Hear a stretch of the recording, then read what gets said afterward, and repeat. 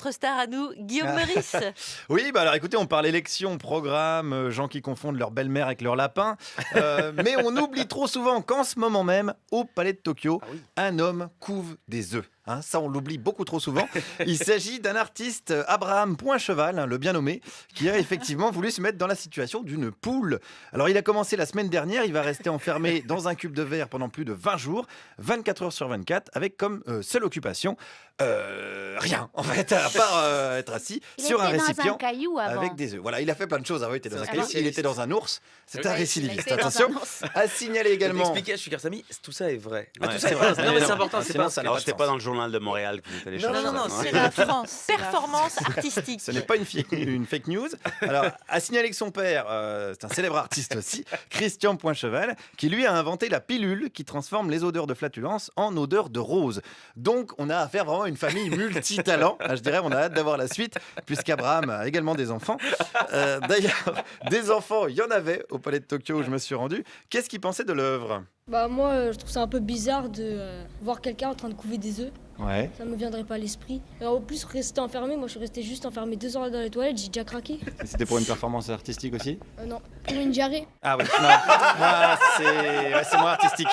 Même une belle diarrhée, non. Alors ça peut être sublimé, une diarrhée. On sait qu'Éric Zemmour fait des livres avec ses diarrhées, mais là c'est carrément un autre sujet. Alors, les enfants, on les a amenés, bien sûr, mais il y a des gens qui sont venus exprès, n'est-ce pas ? Oui, ça fait longtemps qu'on le regarde sur YouTube, alors on avait envie de le voir en vrai. C'est vrai, vous le regardez couver des œufs sur YouTube ? Ouais. À quel moment dans votre journée vous vous dites tiens, je vais regarder un mec qui couve des œufs sur YouTube ?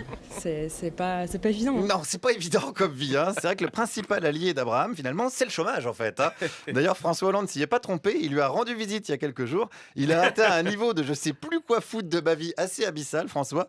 Mais ça nous dit pas pourquoi cette œuvre est intéressante. Tentative d'explication avec un visiteur. Elle est intéressante car l'auteur nous emmène sur un terrain qu'on ne connaît pas, notamment sur la puissance du cerveau. Ah là, il bosse sur la puissance du cerveau ? Ah oui, totalement. On se rend pas compte comme ça. On se rend pas compte. Non, on se rend pas compte du tout parce qu'on voit juste un gars qui couve des œufs en fait. Mais c'est vrai que c'est là qu'on voit la supériorité de l'humain, car aucune poule n'a jamais eu comme démarche artistique de copier le quotidien d'un humain. D'aller bosser à la Cogip, par exemple, pas vu de poule faire ça, faire la queue à la poste, aucune poule, ni même d'élever des humains en batterie pour bouffer leurs ovules et leur chair. La poule n'a pas eu ce réflexe, n'a pas eu cette idée, elle n'a pas eu la puissance du cerveau d'Abraham, même si quand on le regarde, on a quand même l'impression qu'il s'emmerde, quoi. On a l'impression qu'il s'emmerde. Non, pas du tout en fait. C'est plutôt, il va au bout de comment dirais-je, de son œuvre, quoi.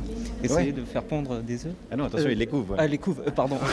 Ça, c'est la performance d'après. La performance, on attend, tout à fait. Oui, là, d'accord. Si l'artiste se mettait à pondre des œufs, là, on pourrait parler de performance. Rigolez pas, il y en a une qui l'a fait. Elle mettait des œufs remplis de peinture et elle les pondait depuis son sexe. C'est ça, ouais. Ils explosaient sur une toile et ça faisait des tableaux. Alors là, c'est sur ce genre il de est choses. balèze. Alors, donc c'est vraiment le niveau d'après. Parce que là, sa performance à Abraham, c'est juste de rien foutre derrière une vitre. C'est bien simple, on dirait un technicien de Radio France. Alors attention, je rappelle qu'on n'est pas là pour juger. On est là pour comprendre et ça tombe bien parce que j'ai rencontré un ami d'Abraham Poincheval qui m'a tout expliqué. Pour moi, c'est très impressionnant ce qu'il fait. Il ramène tout à l'épaisseur de la peau, en s'enfermant, en s'isolant, mais en étant toujours en contact. Il ramène tout à l'épaisseur de la peau ? Oui, parce que là, regardez, il est en transparence, mais il est complètement perméable. Non, pige rien du tout. Non, je crois que je comprends encore mieux Jean Lassalle que ce monsieur. Alors, c'est pas grave, il ne s'agit pas forcément de comprendre, c'est de l'art après tout. Alors, ce monsieur, ça tombe bien, il est artiste aussi. Qu'est-ce qu'il fait comme œuvre ? Moi, je fais un travail qui est une relation du corps à l'architecture. Qu'est-ce que vous avez fait alors comme œuvre ? J'ai essayé de créer des structures qui soient aussi des sortes de formes mentales. Notamment comment vivre dans une capuche. Alors attention, parce que là ça m'intéresse. Comment vivre dans une capuche ? Là il y a un aspect pratique. On a tous un kawaii chez nous. On s'est tous demandé, tiens, si ce soir je rentrais pas chez moi, si je décidais d'habiter dans ma capuche.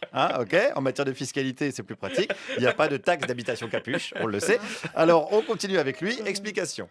Réalisant que la capuche était aussi quelque chose qui nous enfermait, je l'ai étendue à une taille habitable, de 3 mètres par 6 mètres de hauteur. Enfin.